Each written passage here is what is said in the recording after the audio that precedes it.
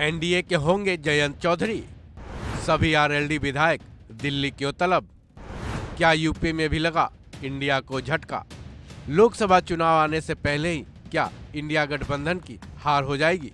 ये सवाल इसलिए उठ रहे हैं क्योंकि हाल ही में बिहार में इंडिया गठबंधन को करारा झटका लगा।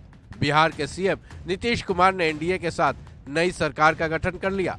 वहीं अब यूपीए में इंडिया गठबंधन को झटके लगने की अटकलें तेज हो चुकी हैं। यह झटका आरएलडी के चीफ जयंत चौधरी की तरफ से लगने के कयास लगाए जा रहे हैं। चर्चा है कि नीतीश के बाद अब जयंत चौधरी एनडीए को ज्वाइन कर सकते हैं। मीडिया रिपोर्ट्स में सूत्रों के हवाले से खबर सुर्खियों में है कि जयंत चौधरी ने अपने सभी विधायकों को दिल्ली तलब किया है। कयास है कि दिल्ली में ही जयंत चौधरी अपने विधायकों के साथ बैठक करेंगे। इस बैठक में विधायकों के साथ इस मुद्दे पर चर्चा कर वो एनडीए का हिस्सा बन सकते हैं। मीडिया रिपोर्ट्स में सूत्रों के ही हवाले से खबर है कि जयंत चौधरी ने आरएलडी के लिए बीजेपी से कैराना, मथुरा, बागपत, अमरोहा और मुजफ्फरनगर सीट की मांग की है।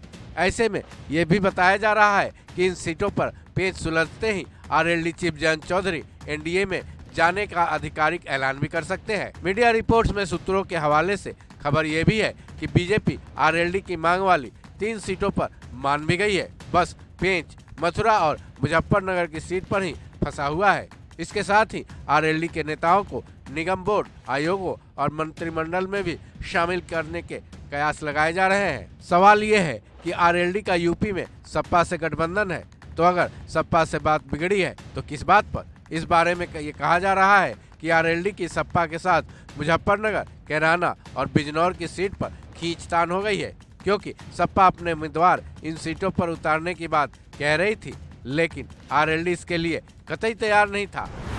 हालांकि आरएलडी ने एनडीए में जाने वाली बात को अफवाह करार दिया है। आरएलडी ने बीजेपी के साथ गठबंधन वाली बात का खंडन भी किया है। आरएलडी के प्रवक्ता रोहित जाखड़ ने एक वीडियो मैसेज जारी किया है और उसमें साफ तौर पे कहा है कि बीजेपी के साथ गठबंधन वाली बात पूरी तरह से अफवाह है। उन्होंने दावा भी किया है कि आरएलडी बीजेपी के खिलाफ अपनी लड़ाई लड़ता रहा है और आगे भी लड़ता रहेगा। उन्होंने इंडिया गठबंधन के बारे में भी कहा कि गठबंधन के तहत जो सीटें तय की गई है उन पर ही आरएलडी चुनाव लड़ेगी।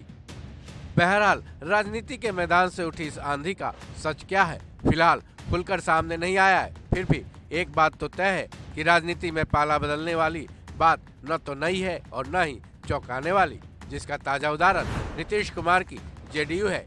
क्योंकि एनडीए में जाने से कुछ घंटे पहले तक जेडीयू इस बात को नकारती रही, लेकिन सच क्या है आज सबके सामने है। इसलिए जयंत चौधरी एनडीए का हिस्सा बनेंगे या नहीं, इस बात को पुख्ता होने में कुछ वक्त तो लगेगा ही। तब तक सच और झूठ की चर्चाओं के बीच इंतजार ही किया जा सकता है। इस खबर में बस इतना ही। बाकी अपडेट्स के लिए जुड़े रहें वन इंडिया हिंदी के साथ।